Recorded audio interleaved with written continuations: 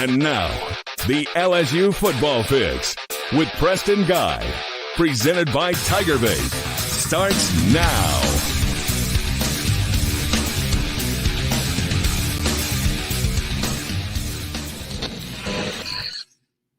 And welcome in, everybody. Welcome to your LSU Football Fix. I'm Preston Guy, staff writer at TigerBait.com. Join with me as always every Monday night at 8 p.m. is staff writer at Sports Illustrated's LSU Country, Zack, Nagy. And guys, in case you missed it, we freaking did it. Jayden Daniels won the Heisman Trophy, man. Very tight margin. I say very tight. The tightest since 2018. He won comfortably by 300 votes. That's about a 15% margin, but it was the closest in a while. Typically, these things are a little more concrete. So do me a favor. If you're stoked that Jayden Daniels has won the Heisman Trophy, smash that like button. I want this to be the most liked show of the year. I want 500 freaking likes on this show for Jayden Daniels. Give me a like for Jayden Daniels. Okay, so we're going to talk heavy on Heisman to open up the show, and then we're going to move forward into recruiting and portal updates, as there's a lot of movement going on with a lot of names, both with high school players and college players. We're going to see, we expect LSU to take at least 5 to 8 guys in the portal. And I don't think the recruiting class, I don't even think the 2024 recruiting class is done yet. So Zack, what's going on? Did they get it right with the Heisman or what, man?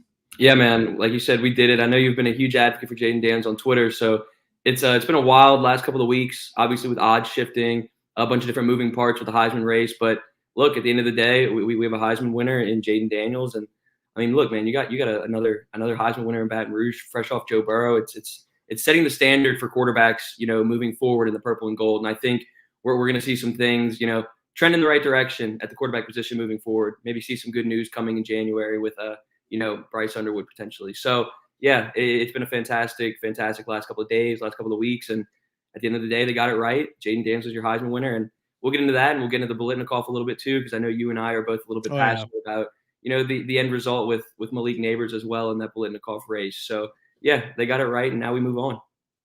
I like how you call it advocate. I've been called chef. I called myself chef on Twitter for a while, actually. Yeah, me there for a little bit too. I got stuck with that. Then Ryan Leaf asked me if I was actually a chef or if it's because I'd be cooking people, in his words. I know, you've been cooking people. I was like, oh man, this is the most Caucasian conversation I've ever had on the internet. I got to change my name now that Ryan Leaf is asking me if I'm an actual chef. So I changed it. 17 million impressions in the last 28 days, almost all of which have been me lobbying as hard as I can for Jayden Daniels to win the Heisman, because I understood that it was a public perception award, right? And I really do think that LSU Twitter, can sway public vote. I mean, there's like 900 voters, y'all. Of course, there's a few of them that are going to see it, and you're going to influence them with your stuff. So I think LSU's Twitter responded outstandingly. So whether you want to call me an advocate, a chef, mortician, whatever you want to call me, I just felt like it was the right thing to do. I don't think that I was doing it because I cover LSU and I wanted it. It was because he clearly deserved it. Daniels not only is a Heisman winner, I believe he's one of the stronger Heisman winners in recent history. There's going to be a handful of guys that I'm not going to talk about now. I'm going to just tell y'all, I know this is a natural thing to ask. A lot of people are going to start comparing Joe Burrow, Jayden Daniels, who's the better Heisman winner. I'll tell you the answer, but I'm not talking about it today. I'm not telling you why. It's Joe Burrow, and it's by a comfortable margin. It still is, right? Joe Burrow is the greatest. 2019 season, Joe Burrow is the greatest player ever in college football history, and I don't think it's particularly close. So I don't really want to have that conversation because that's not what it's about. But I have seen people already poking at that. Maybe we'll do a full breakdown of that on a really slow day, but not today. I think he'd be in the top 5 Heisman winners. I think about it like and I haven't done a deep breakdown, but I do. I mean, first off, when comparing him to Heisman winners, wins and losses are something to go into the equation, right? I think a lot of our Washington Husky friends is an interesting way to put it, but friends lost track. We're not friends with them. They're not Well, our friends. they've been saying a lot of mean things to me on the internet. I understand. They attack me because they want to get to you. Okay, guys. Anyways, they kept on talking about 13-0 and all this. It's something. It's just not the only thing. And if you look at the numbers, I mean, Jayden Daniels he's on a level by himself, right? I feel like if you got guys who have similar statistics and similar performances, then you go to wins and losses and what they're doing with their team. But I think with Jayden, you got to look at that defense and be like, yo, man, this guy got zero help. Yeah. I mean, you can't hold him to wins and losses and expect him when you've got the 101st ranked defense in the country. That's absurd. But guys like Cam Newton, maybe Tim Tebow come to mind. I without doing a deep dive in research, I kind of put him on the level of like Kyler Murray's Heisman year. But even that, I'd probably put him above Kyler Murray. I don't think Kyler Murray deserved it the year he won it. I thought Tua Tagovailoa deserved it. It's just that's the way the cookie crumbles. He sucked in the biggest stage. Is what it is. Let's get to some comments here. Got some good comments. Now, I had a really interesting comment here. We're not going to talk too much about the coaching status right now because nothing's going to happen anytime soon, right? I think they're making moves behind the scenes right now. We're not going to hear any official news that we can talk about. Should LSU go get Greg McMahon as special teams coach at Tulane? Now, Willie Fritz left. Where'd he go? Houston, is that right? Yeah. Yeah. And they just brought in John Sumrall on a big $2.1 million deal. That's pretty robust. It's a fantastic hire as well. Mind you, when Nick Saban won the national championship, $2.1 million.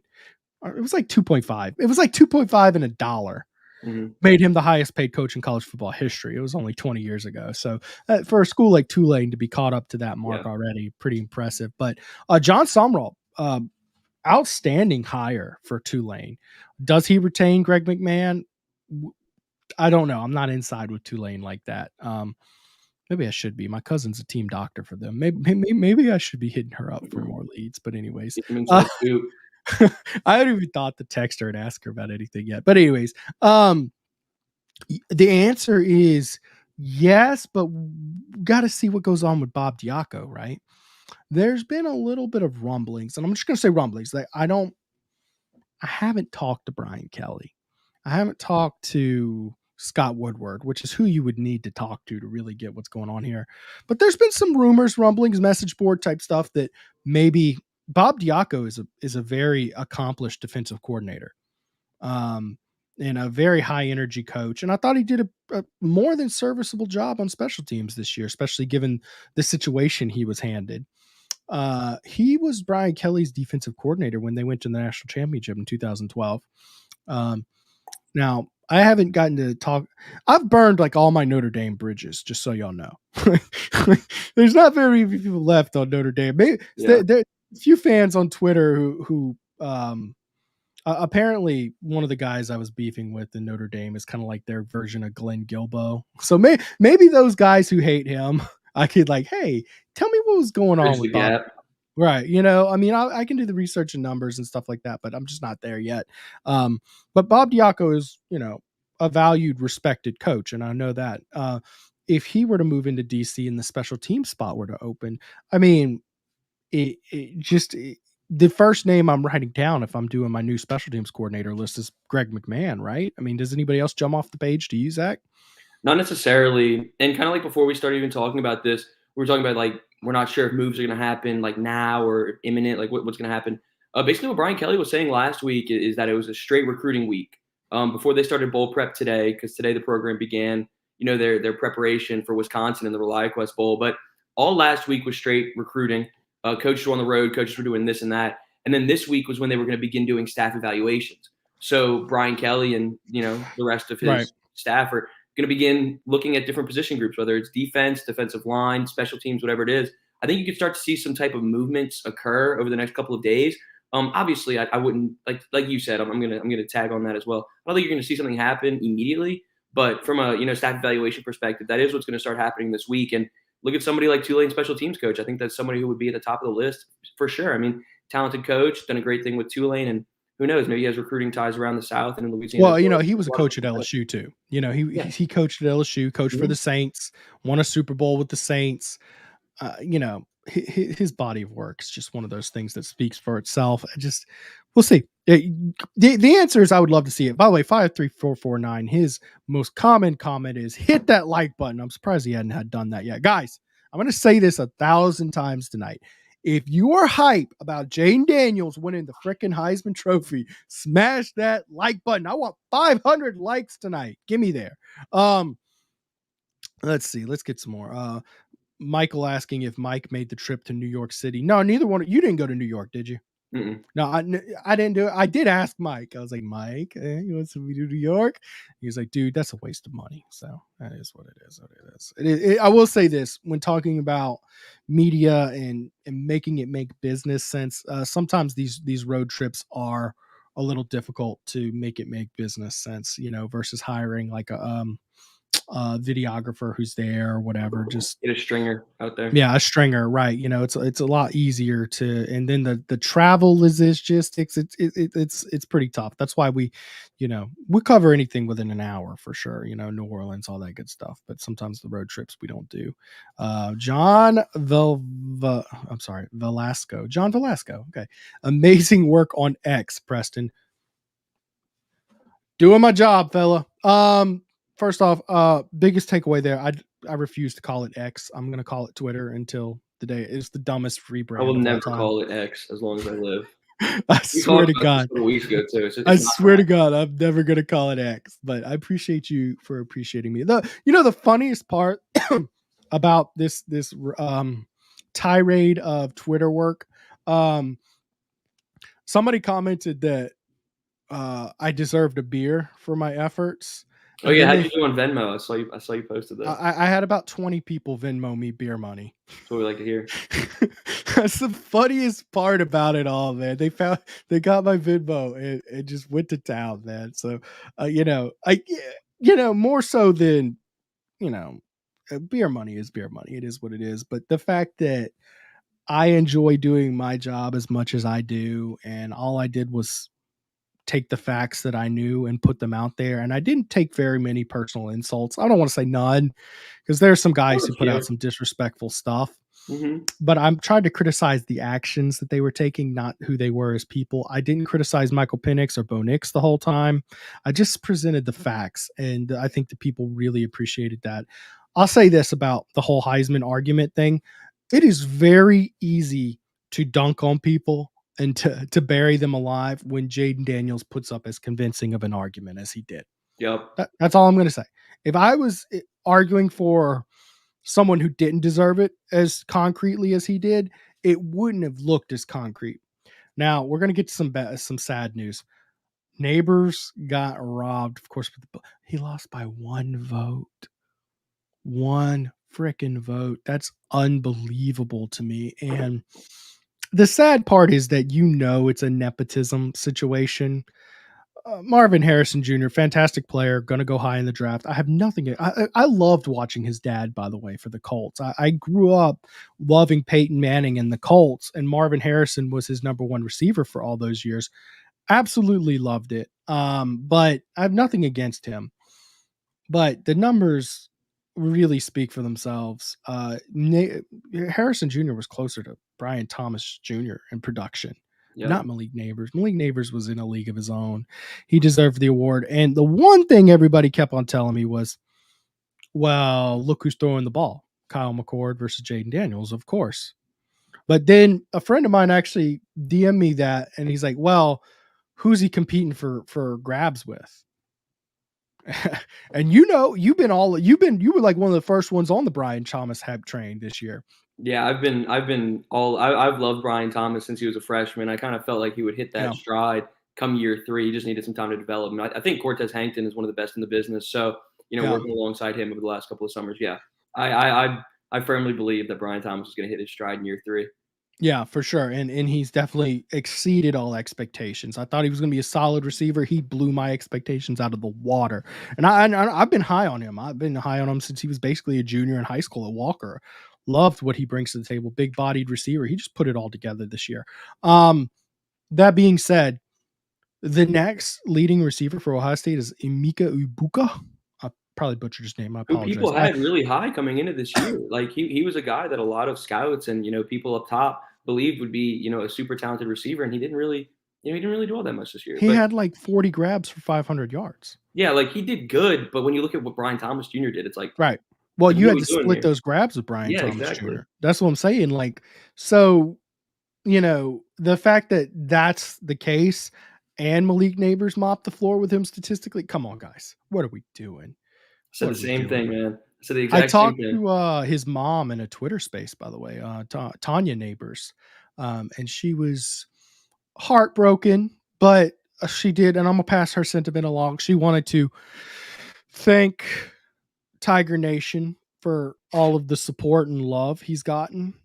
She, I asked her about how long he had loved LSU. Because remember, he was committed to Mississippi State, but he'd been an LSU fan since he was 8 or 9 years old. Basically, since he started watching LSU, he really wanted to go nowhere but LSU.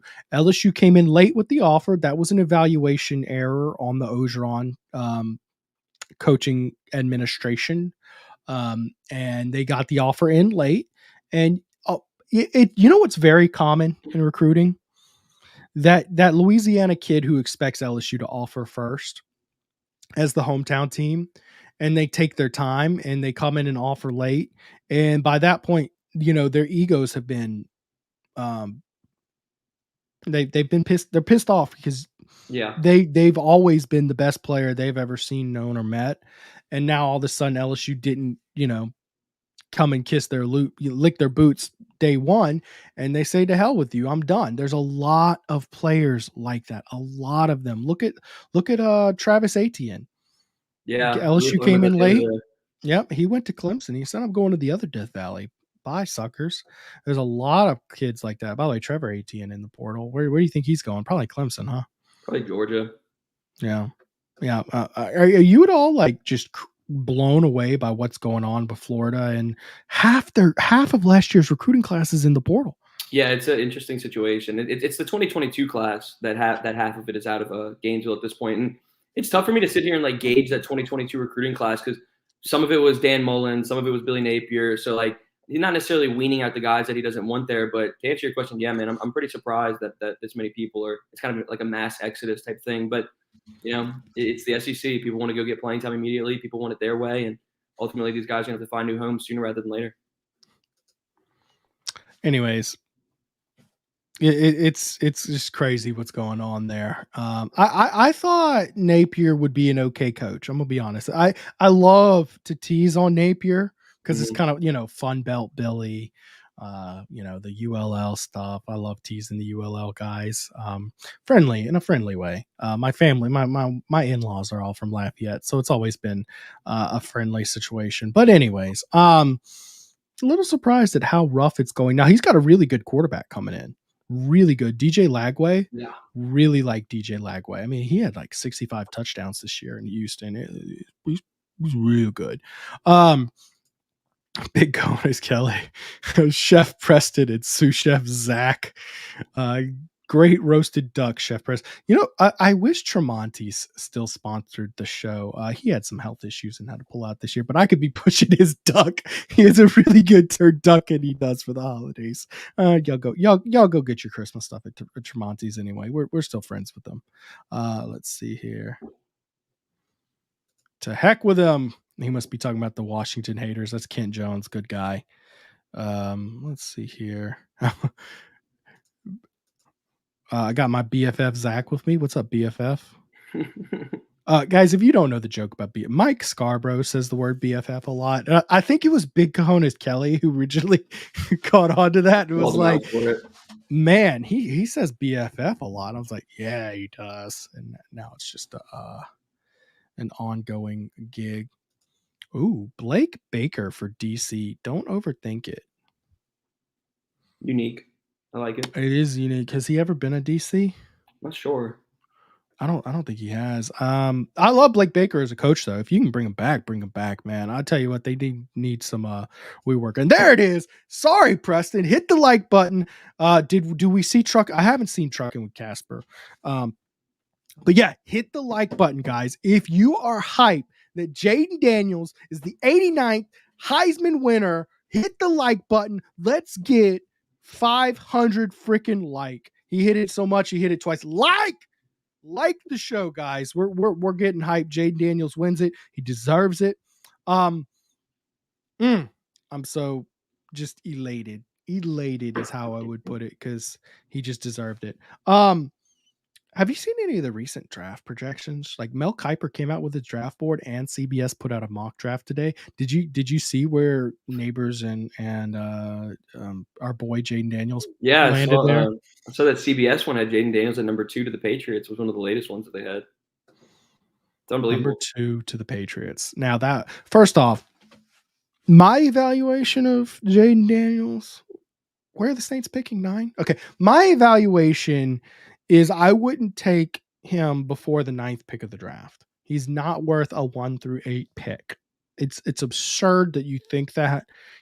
He doesn't throw the deep ball well enough. He's not fast enough. He's not elusive enough. We're selfish. We want him outside of the top 9. Come on, guys. You can't take him before the 9th pick of the draft. That's insane. It's madness. Yeah, I remember the same thing happening for Burrow a few years back. Yeah. Dude, if Burrow had gotten drafted by the Saints, Sean Payton would still be there, and those guys would be cooking he'd be perfect for that offense. Yeah. Oh, what could have been. But, then we don't get Jamar Chase there. But anyways, yeah, I'm really hoping Jayden can stay, because, there's 2 teams in the NFC South that are going to be looking for quarterbacks. Tampa Bay and Atlanta are both going to be, because Desmond Ridder, you don't really have much faith in him, and Baker Mayfield, so it's almost like you almost wonder, should the Saints tank at this point? Because if you win the division, so long, man. Oh my goodness. Well, think about this: you're going to win. You're going to go like what, 8 and 9. Mm-hmm. You get the last seed or whatever, the lowest seeded division winner. I think that's what, the 4th seed or whatever. Then you're just gonna be cannon fodder the first round, because you stink. You can't move the ball to save your life, and your defense is elite, but you ain't got nothing going offensively. And then you're going to get 2 in-division opponents below you in the draft, right below you, and they're both looking for quarterbacks. You should be looking for a quarterback if you're the Saints, and then they're going to get 2 quarterbacks behind them. So the dip off in quality of player is going to be more than 2 picks. It's going to be 2 position levels down if you choose to go with quarter. If you draft that low, you might not get a quarterback that's worthy of that pick. You might just move on to value anyways. Jamarcus Russell in the chat. What's up, my guy, Preston? What's up, Jamarcus? Dude, let me tell you, if I really want Jamarcus Russell to come on my show one day. That'd be so sick. I've been pushing for him for like 3 years. I cannot get him. I can't even sniff him. I saw him on the field one time. And you want to know how I know Mike Scarborough is an OG? Jamarcus recognized him and gives him a giant bear hug. That is hilarious. And I'm like, Mike, whoa. He's like, yeah, man, I broke the news and did this with Uncle Ray Ray. I was like, dude, what an OG, man. Like, I was about to say, Mike's literally an OG. Oh, Baker is Missouri's defensive coordinator currently. I thought he was a linebacker coach there. Okay, all right. Well, good call. He did a very good job this year. That's for damn sure. Yeah. And the hype around him is high and heavy. Cajun 5 wants to know if I have any update on Underwood. I do. I'll go ahead and get this one out. It's on my list to get in the next segment. We're going to do recruiting and portal updates. The update is no update. He's LSU's to lose. LSU just had a Heisman winning quarterback. Y'all saw my story on him. He named LSU the leader a few months ago, and they haven't done anything to mess it up. January 6th will be his commitment date.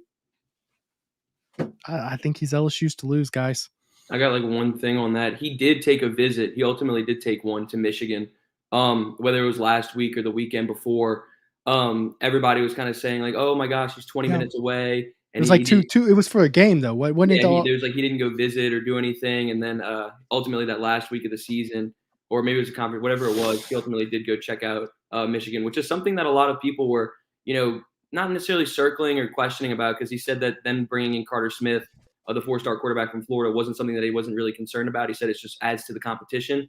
But yeah, like you were saying, I still feel strong about Underwood. The only really thing on him would be that visit that he took to Michigan, whether it was a week, 2 weeks ago. Smash that like button if you think Bryce Underwood's coming to LSU. I'm going to tell you to like that button for everything tonight, because we're doing it for Jayden, y'all. We're doing it for Jayden. Let's see here.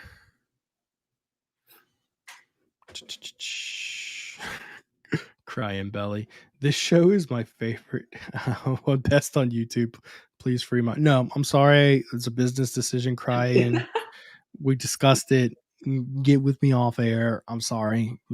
Business is business, man. We got to keep them separated. You might think a Michigan win steers him to them. All right, so Cajun, let me address that real quick. Yes, Michigan's in the playoff. They're probably the favorite to win the national title. Actually, they're my favorite to win the national title. But they've been winning all along, like this whole time, and they're the hometown team too. And the whole time, I've never once gotten the impression from talking to him, his coach, his dad, that they're the team to beat. I've never once gotten that he was highly impressed with them. So I'm just not seeing it, man. Let's see here. Oh, this is actually good. So we saw that the mock draft thing today, right? Well, yeah, Bill Belichick was talking to him at Pro Day last year. Remember that? For a while too, they were sitting there in the middle of the field, just shooting the. I'm not gonna say it, but just talking for a while. And Brian Kelly came along, and all three of them were sitting there talking. And yeah, I mean, it's an interesting development, obviously, with projections and whatnot. Obviously, we won't know what the draft order will be until the end of the season. It'll be a couple months, couple weeks. But I mean, ultimately, that'd be a fantastic position for him to go to. I think it'd be a unique, scheme for him to go to with Bill Belichick and them over there. But yeah, no, I mean, I'm intrigued just to see where he ends up going. To be honest. I'm sorry, had to take care of something real quick there. Yeah, well, I mean, getting to play for the greatest coach of all time. Obviously, we saw what he did with Brady. What he's done with quarterbacks since then, not so encouraging. But we'll see. Does he have any friends he can bring? There's definitely a few kids he's pushing to come from Belleville High. I'm struggling to come up with their names right now, but there's none that are like Walker. There's that athlete who plays both sides of the ball. Oh yeah. No, he had a really nice interception a couple weeks ago. That one-hander. Yeah, that's a good call. 2025 guy as well. So that's definitely somebody to keep tabs on. I believe LSU offered him a couple months ago as well. So yeah, Adrian Walker's kind of a two-way guy. He'll probably project as a cornerback at the next level, but that's a guy who you could see potentially Bryce Underwood want to bring with him if he so chooses LSU. All right, Justin McVicker wants to know who's starting for the bowl game. Lacey, Hilton, Anderson. Well, it's a bit early for that. So Nabers is playing in the bowl game. And I talked to his mom about as much, and she doesn't know if he's going to go in and break the record and then sit out, or I can't imagine you strap it up. You're out there with your boys, and then you choose to, hang it up at halftime. What, you going to pull an Antonio Brown? I've never seen that in my life. I don't think so. Thomas hasn't made an announcement that he's going to opt out, and Thomas is a guy who's still trying to put out film to work his way up into a first-round draft pick. He's not a Sherlock first-round draft pick yet. So I don't know that either one of them opt out now. Quarterback, we'll still have to see. Oh, man. Preston's still cooking while the big football fix. We'll see if Jayden plays. And from his Heisman post-game presser or post-speech presser, whatever you call it, he really kind of just dodged the question, it seemed like, right? Like, I didn't get a ton of confidence that he is coming back. If you're referring to Jay, yeah, I wouldn't be surprised if he played. Maybe he wants to be the quarterback that delivers that pass to Malik Nabers to break the record. Maybe Right. there's some small things that two kind of want to check off their bucket list. I think that'd be really cool to see, Jayden Daniels come in, whether it's a drive, 2 drives, whatever it is, to help Malik break that record, and then take off the cleats and take off the helmet and let Garrett Nussmeier take the reins from there on Right. out. As it goes from Malik Nabers, what you were saying, I think that's a good point. For him to only play, let's say, the first quarter, first half, and then take off the cleats as well. Would he do that? Maybe, maybe not. But for Jayden, I would love to see him deliver that pass to Malik to break that record. But at the end of the day, is it worth the risk? Maybe not. Maybe not. And, I used to talk about how certain GMs, like the Steelers GM, has come out and said they'd prefer a guy not opt out for the bowl game. And ultimately, I think opting out for the bowl game has about the same effect as like spraining your ankle, a lower ankle sprain in preseason camp. It's like, whatever. They just move on. So it's not much to be gained for these guys. So we'll see. I hope he does play because it's good for the sport. It's generally pretty bad for the sport when your stars are sitting out. Sam Hartman sitting out, Caleb Williams sitting out. It makes me think that with how atrocious bowl season is getting, we're expanding to 12 is going to help. Because instead of your top 4 teams being the only ones taking it seriously, it's going to be your top 12 teams taking it seriously now. But then there's the rest. There's probably about, like LSU wouldn't be in the playoffs this year. Right. They'd be just on the outside looking in. And I think that if that's the case, it's going to get even worse for players and their motivation to go to a bowl game because they're not even in the 12 teams that made it. Yeah. That makes me think that they probably will have to expand it more with just how pitiful the bowl games are going to get if it gets any worse. You got to do something to jazz up this postseason. It's a necessity for the sport to survive. You have opt-outs, you have transfer portal stuff too. Like you have people who are like not even on teams. So you have schools like Texas A&M or Clemson or Notre Dame, whatever it is, and like they're just trying to field teams. Like we saw LSU a couple 2 years ago where they hardly had any players to. And it's just pitiful television. It's pitiful. Like, it's a difficult situation to put it in. So yeah, I completely agree with what you're saying.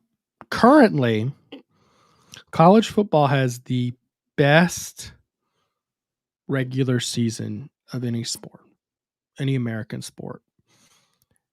But the worst postseason. My God, the bowl season is just abysmal right now. Now, the playoff is fine. It's fine. Right? Now, I wish they would stop doing the stupid December 31st games and do it on New Year's Day. Yeah. But it is what it is, what it is, what it is. It's still great football and great stuff going on there.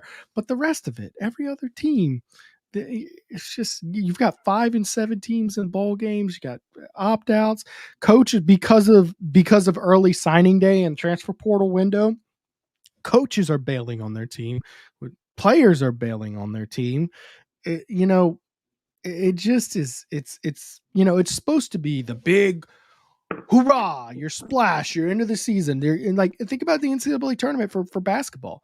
Every one of those games is the most important game they've played for the season because I love that so much. It's winning everything. By the way, best postseason in American sports there, but probably one of the worst regular seasons. There is a balance with these things. The more important your postseason games are, typically the less important or I should say, the more of your postseason games that you get, the less important each regular season comes. So you do have to understand the balance there, but at the same time, the scale is just so tipped where the regular season is good for college football, but the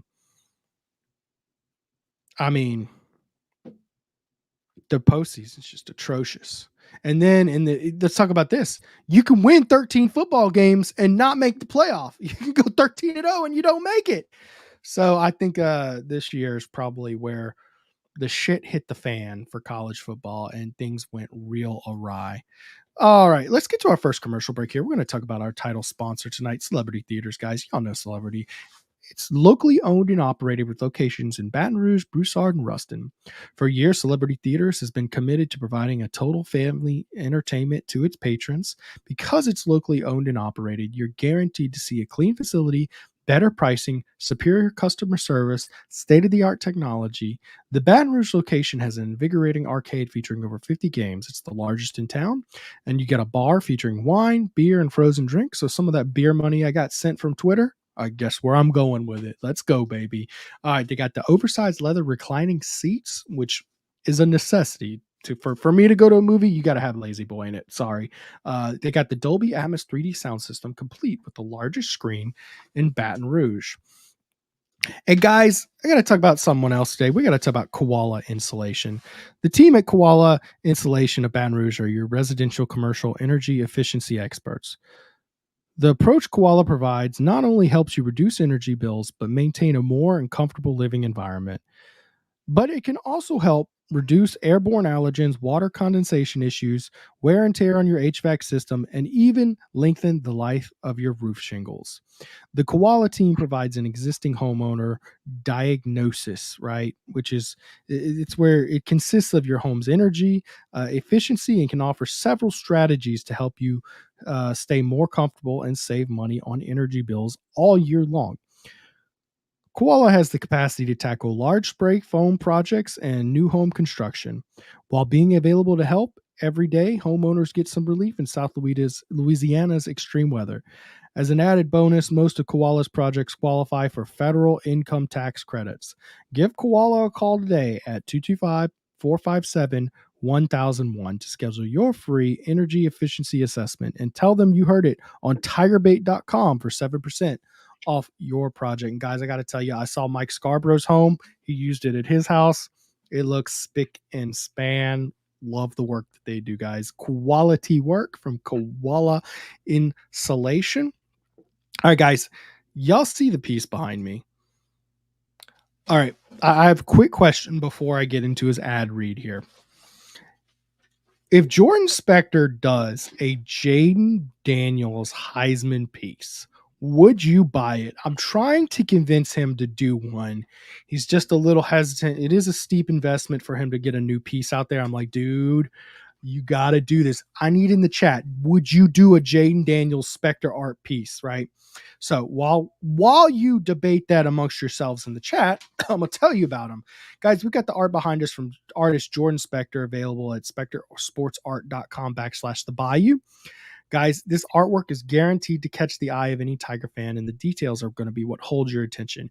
Guys, y'all recall the infamous Smoke and Joe piece, but he's followed this up with awesome pieces like the incredible 7 with Dylan Cruz here, right? You know, Golden Spikes winner. Man, talk about a combo there, man. The 2023 combo, Golden Spikes and Heisman winner.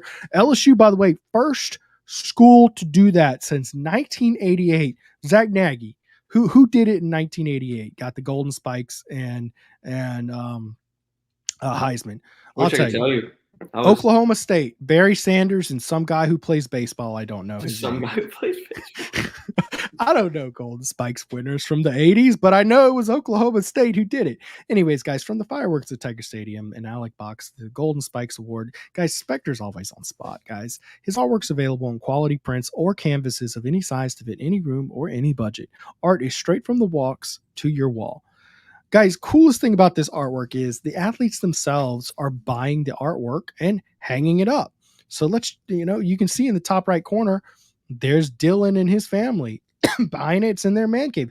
Joe Burrow's parents have the Smoke and Joe in their living room. Every time they do a podcast, you see it. It's because it's the real, original, good artwork, guys. This is the real deal here.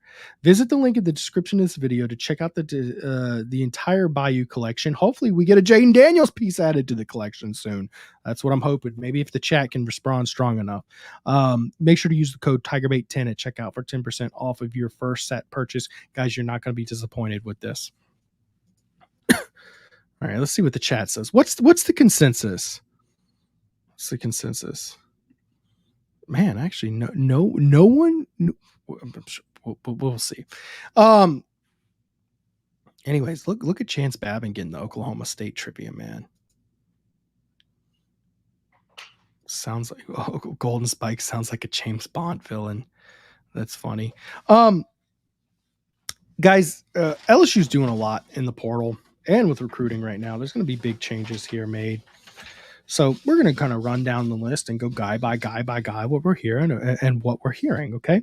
So I'd say the biggest update, it's been a week where there's a lot of work being done. National Signing Day is on December 20th. And as coaching changes and things happen, changes are being made, right? And people need to, figure it out. Like all those Texas A&M commitments, they need to figure it out right here, right now.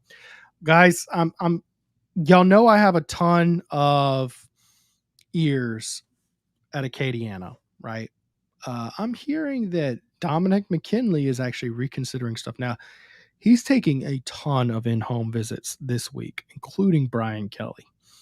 But also there, so I'm just saying, I feel good about LSU's position to flip him, but also going to be there this week, Oklahoma, Texas A&M, who's currently committed to, by the way, Syracuse. Elijah Robinson from Syracuse is coming, but I'm hearing that'd be a tough sell to get him to go to New York for Syracuse, even though he loves Elijah Robinson. He's their new defensive coordinator there.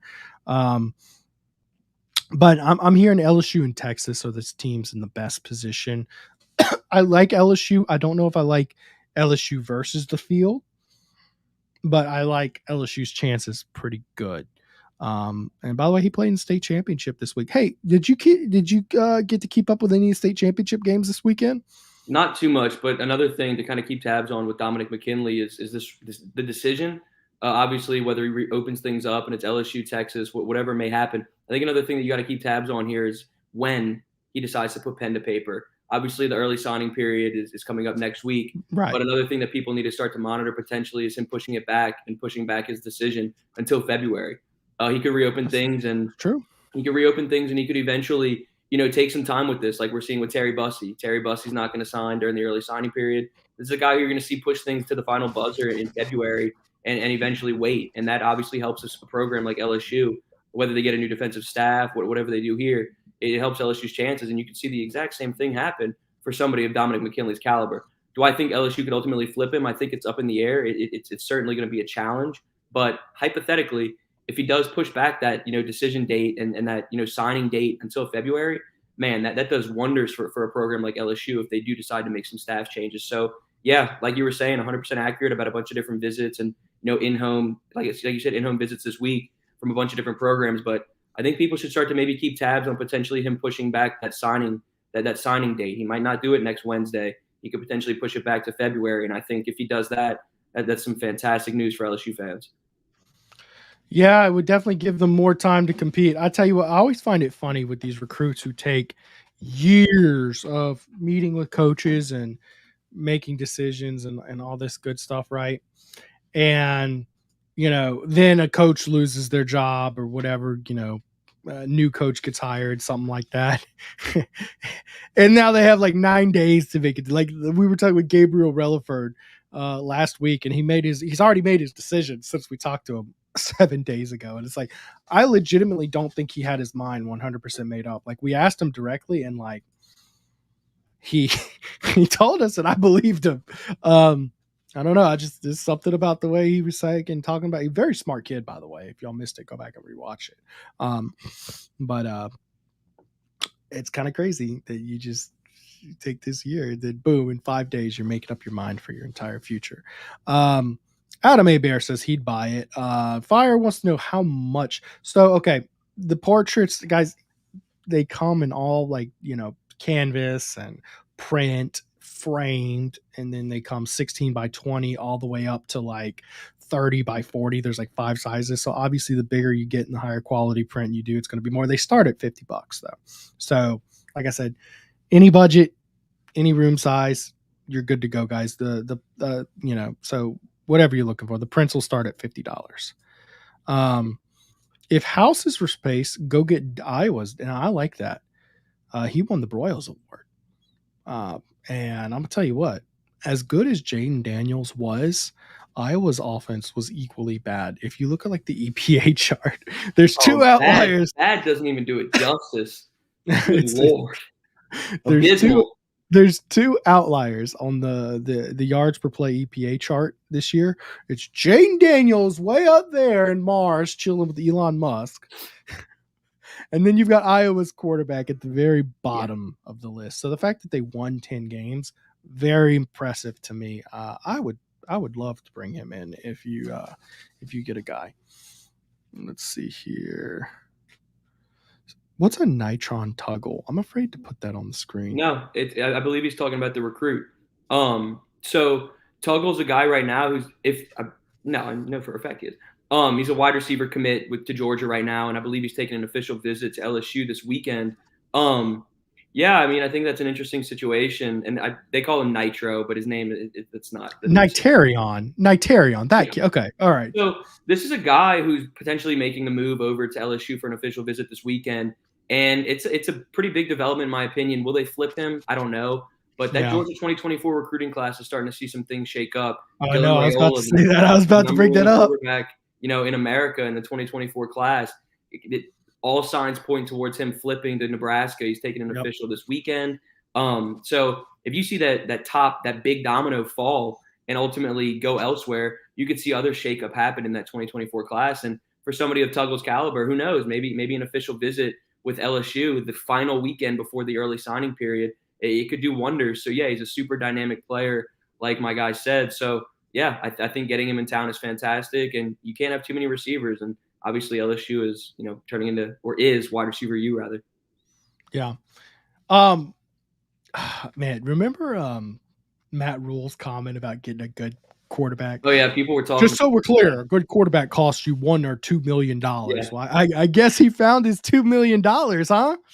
I would certainly say so. It's an interesting situation because all signs point towards Nebraska also getting Ohio State quarterback, Kyle McCord, and potentially, making it a package deal with Julian Fleming. But taking Julian Fleming out of the equation, all things look good for Kyle McCord to end up in Nebraska. So you get an Ohio State transfer and then you add Dylan Raiola in the mix as well. I mean, look, dude, you're looking at a program that's certainly shelling out some dollars in that NIL fund for some signal callers. And Raiola's a guy. He's a dude. I've watched his film. He's fantastic out in Buford, out in Georgia. A really talented player. So, if Nebraska can ultimately pull that off and get him right before the early signing period, oh, my goodness, you're looking at a Matt Rule masterclass right there. Yeah, man. I would the funny thing, in Nebraska, their biggest problem was quarterback this year. They were terrible. Yeah, and I think that goes to show you, why Matt Rule was making a comment like that during that press conference. He's saying how challenging it is to get a quarterback, in this new age of NIL and just the new era of college football. So look at him. I mean, he's turning up the heat with a bunch of different guys. And if you can pull those two players, man, shout out Matt Rule because he's certainly going to make some noise in Nebraska, I sure hope. Mark Cumbie. That's a funny comment. Is there a coordinator? Isn't there always the coordinator portal is always open? Yeah. I just thought that was funny. At this point, I do think they will eventually make a change at coordinator. I don't know. My thing is, what's your motivation to do it before the bowl game? Yeah, I agree. And that's one thing why, I was saying a couple minutes ago is last week was a recruiting-based week. This week is a staff evaluation-based week. So do I think a move is made this week? Who knows? Next week, maybe. But obviously, the clock's starting to tick on that front, especially with the early signing period inching closer. So I would assume some things are happening behind the scenes that a lot of people aren't quite sure about. And yeah, you got to pull that trigger eventually if they so choose that route. So while Nitarion's is on LSU's board, of course, right now, who's off LSU's board, and this is probably why they're shifting direction. Draylon Miller was a Texas A&M decommitted. It seemed like he was high on LSU, and then things just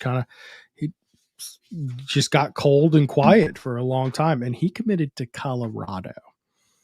Which you talked about Georgia's recruiting situation's funny. Colorado, when I see a kid commit to Colorado, I'm like, okay, but where's he really going to be playing in 365 days? Yeah, that's a fantastic point. And my thing with the Draylon Miller situation is he's a fantastic player.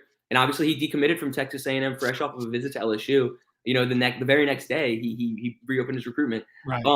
I think 9 times out of 8 when that happens, they flip it. But yeah, and that's what I'm saying. If a move, obviously the more he dragged it out, it was kind of a thing where LSU was kind of becoming a dark horse, not necessarily even a contender, just a school that might not even be on his radar. And I'm not going to say he was, bag chasing or, looking for an NIL deal or looking who would shell out the most cash. But obviously, having Colorado and Texas A&M in your top 2 schools, it would kind of point in that direction. So yeah, back to what you were saying, man, that he's off your board now. And if you're looking to add another 2024 wide receiver, Tuggle could be a guy who this program, turns up the heat for it and goes full court press for. Yeah, no doubt. And then as far as 2024, Terry Bussey's still there, but it's going to be he's waiting till February to sign. Yeah. So he's going to take some time to, sit back and evaluate things, which, by the way, smart move. I wish more kids would do that, because if you wait till February, you know who your defensive coordinator is going to be. You know who your offensive coordinator is going to be, which Terry Bussey's a guy who might need to know who both are. I want to get your opinion on that, though, because that's a beautiful point, and I love that point. But my counter to that would be, do you think it's productive to wait until February nowadays? Obviously, if you're a 5-star guy, you have your spot, and you're signed, sealed, delivered. But let's say you're like a low 4-star, high 3-star, and you have the opportunity to sign early, like a guy like Whit Weeks. But, with the new age of the transfer portal, do you think it's best to potentially sign early, as early as you can, because your spot might not be guaranteed in February? What's kind of that? Yeah, I mean, that's the realistic scenario of coaches are going to put a lot of pressure on you to sign on day one, and players, it's like there's in business, there's a saying, time kills deals. Yeah. Right? Now I think that's well said, but obviously, somebody like Terry Bussey, his spot is going to be here, until the time ends. But for other guys, I think it's a unique situation for sure. So for the players, it's like, well, they want to go ahead and lock in their spot and make sure they don't get, shit out of luck. So that's why you're only going to see that from a handful of guys like Bussey or whatever, because they don't want to lose their potential to get an offer and end up having to go somewhere that doesn't make sense, or because they won't sign a guy like, Terry Bussey. Well, then LSU goes for another guy who might not even be as good, but then you don't want to have to compete with that guy. You don't want, so it's just like when it's a sure thing, they're going to sign. All right, I was in favor of the early signing day when they first announced it. I'm adamantly opposed to it at this point. It needs to back up till February. I'm sorry. Or if they do an early signing day, they need to make it like August or July, something like that, because the reason they put in the early signing day is for Gunnar Kiel situations where kids are enrolling in January before they even sign their letter of intent, and they can basically just enroll wherever they want without ever having any kind of documentation to lock them in place. And it was madness. I get it. Also, recruiting violations were happening. Womack was his name? Womack, something like that. There was an offensive lineman about 10 years ago for LSU who was committed to LSU. They signed a financial service agreement, right? But because he wasn't locked in with a letter of intent, he flipped to Bama, and that made it a recruiting violation on LSU to do it because he didn't end up going with it. So there was just a bunch of but at this point, dude, coaches are like bailing on their teams, like, see ya, and destroying the sport, which causes the players to say, toodaloo. I think you need to just do away with it, man. Do away with it. Sticking on the topic of recruiting, I asked you about who stood out in the state championship. James Simon for Calvary Baptist. Did you see him? Yeah, I mean, he's an absolute. He's a beast. He's a phenomenal player, and his build is what intrigues me so much. And everybody is going to sit here and talk about Harlem Berry in that 2025 class for great reason. He's fantastic. And obviously, a decision date's coming up a week from today, next Monday, for Harlem Berry. So that's somebody LSU fans should keep tabs on. December 18th. Obviously, wink, wink.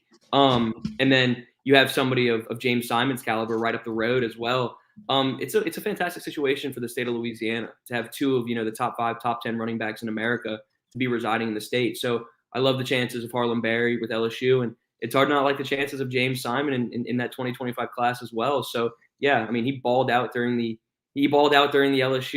During the Louisiana State Championships, and 227 yards. Yeah, I mean, fantastic player. Yeah, talk about a good duo of running backs. And that brings me to my next point. Harlem Berry is going to be committing December 18th. I talked to him and I met with his father. His father played with Frank Wilson. So that's one of those things like, okay, LSU, if you don't close on this one, man, what are we even doing? Are you taking a phone call? What are you doing? I was listening to something real quick. Somebody had sent me this thing about a recruit. Kent Jones says, look, multitasking is indeed correct, Ken. Look, man, the beat never stops, man. Mm-mm. Anyways, Carlin Barry and then Bryce Underwood, January 6th. So I think a lot of dominoes, man. A lot of big things are going in place. Remember when Keelan Moses was talking about when he committed, big stuff coming. Let's talk about our sponsors real quick, and then we're going to dive into transfer portal real quick because there's a lot more stuff going on in the transfer portal. Let's do it. I got some stuff on the transfer portal for sure. Yeah, so guys, as you know, Celebrity Theaters offers your weekly specials, guys. You got Monday night is going to be $5 admission for all patrons over the age of 55 for Senior Savings Day. Tuesday is Bargain Tuesday, where you get discounted movie tickets for all concessions. Wednesday's College Night, where admission for college students after 5 p.m. is $5, and Baton Rouge location has half off arcades all day. Thursday at the Baton Rouge location only is Thirsty Thursday, where you get discounted bar items. And guys, if you're looking to host a private event, all celebrity locations house 8 to 10 auditoriums. Whether you're interested in hosting a birthday party, private movie screenings, corporate meeting, or cater party, we've got the perfect facility to fit your needs. Celebrity Theaters is proud to offer birthday packages for children of all ages. Let them handle everything from movies to entertainment to setup to cleanup. For more information or to book your birthday party online, visit celebritytheaters.com/events. To schedule your next birthday party, family gathering, holiday party, corporate event, field trip, private theater buyout, send them an email, events@celebritytheaters.com. And guys, got to talk about Alumni Hall, guys. I'm certain they're about to roll out some Jayden Daniels Heisman stuff that you're going to want to get your hands on. So make sure to go check them out. Hey, Tiger fans, when you want to show your LSU pride, Alumni Hall is your ultimate shopping experience. The best and largest selection for the whole family. Nike Golf, Champion, Columbia, Peter Millar, Southern Tide hats, Yetis, gifts, accessories, and more. You can earn cash back with their Hall Pass rewards. Alumni Hall, located in Perkins Roll, or anytime at alumnihall.com. Alumni Hall, where the Tiger fans shop. Oops. Might help if I actually take this off. All right, guys. If you enjoyed the show today, hit that like button. If you're hype about Jayden Daniels winning the Heisman, hit that like button. If you want to hear about the transfer portal, guys, hit that like button. Wrong notes. There we got a lot of them too, man. Things are starting to heat up now. You got 1 week under your belt at the window, so yeah, a lot going. This time of year, it's always impressive to me how Mike Scarborough has all of this stuff memorized off the top of his head. I have to write it down to keep it lined up. He doesn't write down dates, names, nothing. He just kind of has it all in his head, and he's got 25 years of it in his head. I'm like, yo, dog, I got to slow down and write some names down and keep my notes. And you got a baby that you're taking care of too, man. Your plate's full. You don't. Yeah, no, you got your reasons. See, my shift doesn't end when I'm done with this show. I still got to fight him to get him to sleep throughout the night. Hell yeah. No. We've been doing better, by the way. We did the self-soothing with him where, I mean, it sounds kind of cruel. You just let him cry. You're just hey, little guy, I know it's 3 a.m. and you're crying, but you got to learn to turn it off on your own, because if you go get him, he's going to learn all I have to do is cry and mommy and daddy will put me in their bed. Well, not anymore. So we're trending in the right direction. Slowly progressing. Hopefully LSU's trending in the right direction for some of these guys. Now, Ohio State transfer cornerback Jayden Brown, smaller guy, about 5'11", 185 pounds, soaking wet. Originally from New Orleans, as far as I can hear, it's wide open. It's been very, very, very quiet with him.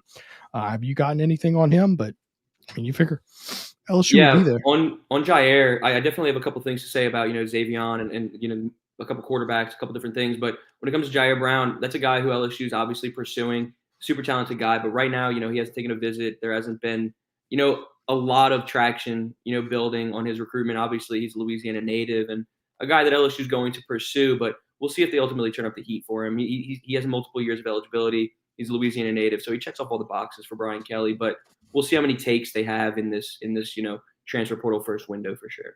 Now, you mentioned it. Xavion Thomas, the wide receiver from Mississippi State, averaged 13.5 yards per punt return, had a touchdown against Georgia, about a 500-yard receiving year. LSU needs some receiver talent to come in now.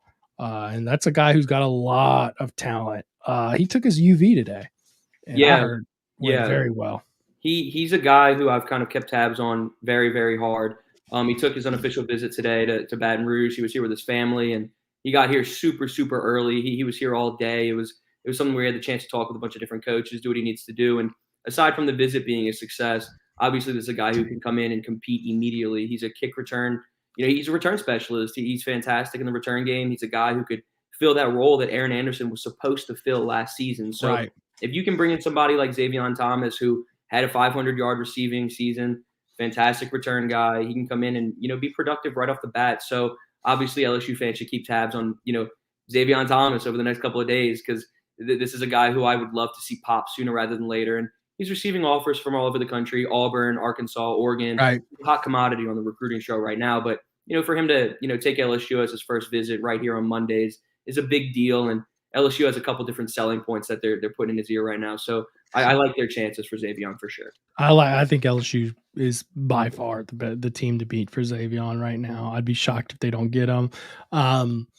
He's the biggest disappointment of last year was that Aaron Anderson couldn't return kicks. The biggest disappointment of the whole portal, everything. You really thought you were going to get that huge upgrade, but it just didn't work out, man. That's upsetting. LSU did offer Texas A&M offensive lineman Remington Strickland, which is interesting to me. I'm told that he's more of like a depth piece, which is always interesting when you recruit a guy like a Mason Lunsford, who he had 1 year to play and he didn't play. Yeah. I think for somebody like, the Texas A&M guy, I think it's going to be a matter of time until he develops. He has multiple years of eligibility, but like you said, certainly a depth piece moving forward. A depth piece. Now, what's interesting to me is he can play center. Yeah. And right now, Charles Turner's gone, and Marlon Martinez is gone. What's the kid's name? Is DJ Chester? Is that who they have third string? DJ Chester is a guy who came in as a true freshman and competed.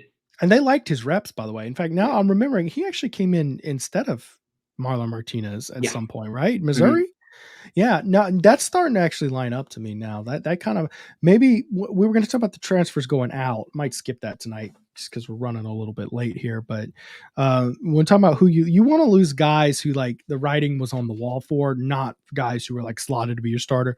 Maybe DJ Chester, the writing was on the wall. I really like DJ Chester. He's a big kid. Anyways, MJ Morris, quarterback, NC State.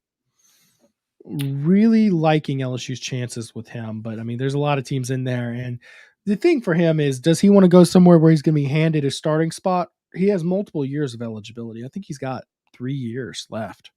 Yeah, so he does. And his situation's an interesting one for sure. Obviously, he just finished his second year at NC State, and he only played in 4 games so he could maintain his redshirt year. So he redshirted this year, and he's a guy that LSU went in home with last Wednesday. Joe Sloan made the trip up to Raleigh, and he went in home with MJ Morris, talked to him for a little bit, and then he was there Wednesday, and then that next Thursday, MJ Morris hopped on a flight and went up to Maryland, and he went and visited the Terrapins for an official visit over the weekend. So that's a guy who could, which they're looking to replace Tua's brother, right? Yeah, they have a starting spot wide open, and I'm not quite sure what Morris's plans are when it comes to immediate playing time, what his deal is. Right. But ultimately, who knows if LSU continues trending for him. Right now, all of his options are open, but this is a guy who is going to be very coveted in the portal as other dominoes begin to fall. My thing is with him, does he want to come into a situation where LSU has Nussmeier, who's one of the more veteran backup quarterbacks in the country, really, at this point? It's a tough sell, not even to him, just to everybody. If you want to try to bring in a coveted guy, it's certainly a difficult sell at times. Right. And you're essentially going to say, we're going to give you a chance to compete, but then you're looking at the writing on the wall. Yep. Then you're looking at, okay, so after he's gone, I'm sure someone's in his ear telling him, hey, did you see LSU is really high on this kid, Bryce Underwood? Precisely. Yeah. Well said. The thing is when we talk about writing in the walls, like Marlon Martinez has less eligibility than DJ Chester, right? So MJ Morris being behind Nussmeier, not a problem, right? Yeah. He has more eligibility than Nussmeier.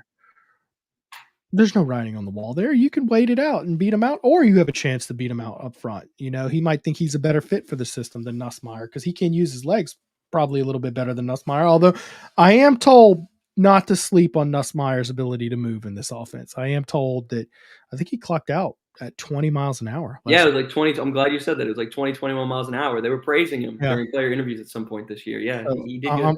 I'm told not to sleep on his ability to move with his legs. So we'll see on MJ Morris. He'd be a great piece to add some depth. I just, man, I remember a couple years ago, it was unheard of that you would add a transfer guy to come in and be a backup quarterback, a guy with experience and transfer in and be a backup. Unheard of, because you either have experience or you're coming in as a death piece. You don't get both, and you'd be getting both with him. So that's the cool thing about the transfer portal era. I do feel good about LSU's spot. I also wonder, I'm hearing rumors that LSU is actually working with other guys right now. They're just quieter about it. MJ Morris was the one who went out there and put it out there. So I'm not certain that it is just MJ Morris that they're looking at. I'm hearing they might be looking at both. And last name we'll talk about tonight, since we're going so far over here. Texas A&M safety DB could probably play a couple roles. Shard Gilbert. I'm hearing that is all LSU. And they'd be an outstanding player. Guy who played in 10 football games this year. What's your vibe on him? Yeah, I mean, that's another, like you said, I mean, it's a Louisiana native, multiple years of eligibility, started at Texas A&M at the safety position. He's a fantastic defensive back. And in my opinion, if you're going to, potentially put in a crystal ball or put up whatever you want to call it for two guys, I love our chances with Xavier Thomas, obviously after today. And then looking at Jayden Gilbert, I think that's a guy who you could see pop sooner rather than later. Obviously, the evaluation period for him, he's going to be looking at all of his options and, feeling things out and where he can get the most playing time, player development, everything. Obviously, there's some question marks with the LSU defensive staff. But I love our chances for somebody of Gilbert, for Gilbert, rather. I think he's a fantastic player. And, I'd love to see him end up in Baton Rouge, and I firmly believe that he could. Ken Jones wants to know if a guy would accept. Well, first off, you're not really, you're giving him a chance to compete. Yeah. Yeah. I mean, Nussmeier has not been named the starter. It's just one of those things. You look at the what's going on, just the politics of what's there. And that there's a guy who's been there a while, and you're going to have to go in and beat him out. Number two, he would, if he has 3 years of eligibility. It's definitely possible. Nuss hit 20 miles. Yeah. Garrett Nussmeier. That's in fall camp. Yeah. So, I mean, hey, look, Big Coyotes never put a baby into grown-ups. Yeah, I know. So, co-sleeping is like a big no. We always try to like get him down with us, but we don't go to sleep. But we're of course trying to pull it. He's 13 months at this point though, so it's not as dangerous as it when he was early. No, as a young baby, absolutely not. Self-soothing is good for character later in life too. Look at all the parenting advice we're getting here tonight. Anyways, guys, appreciate y'all for watching. Guys, hit that like button. I can't say it enough tonight. My phone fell down. I'm so angry about it. Wait. There we go. Got a banner. Smash the like button if you were excited. Our boy, Jayden Daniels, taking home the 89th annual Heisman Memorial Trophy, third in LSU history. Billy Cannon, Joe Burrow, Jayden Daniels. So y'all hit that like button for our boy. I want 5 hundo. Okay, we usually get like 2 hundo. Give us 5 hundo tonight. I don't want Mike Scarborough getting more likes than me on Wednesday night. I'm going to be pissed. I'm going to yell at all y'all next week if I don't get more likes than Mike Scarborough because of our boy, Jayden. I'm leaving the banner up the rest of the show. Guys, appreciate y'all for watching. We'll be here every Wednesday night until the February signing day. I'm actually really excited about the Terry Bussey news because last year I waited till National Signing Day in February and nothing freaking happened. So I was just there talking about, whatever. So we're going to keep on going. Zack's going to pick up a pretty strong role here moving forward as things are quieter. And after the bowl game, we're going to be able to talk about some basketball and baseball stuff going on. So got him for that. So, good stuff going on. So make sure to tune in, hit the subscribe to our channel button if you haven't already. Good stuff going on every Wednesday night, Mike and Buddy. Every Monday night we're here. Like the show if you haven't heard me say it yet, and make sure to give us a follow on Twitter. I'm at pguy_77. He's at Zack at znaggy20. We're both putting out good stuff, and you can check out he links all his work he does at sportsillustrated.com, where he has a ton of recruiting updates and player stories and things of that nature too. He's an animal. He's all over the place, guys. If it looks like a sport, he's there. He's like ESPN 8 the Ocho. So y'all have a wonderful night. I will see y'all next week.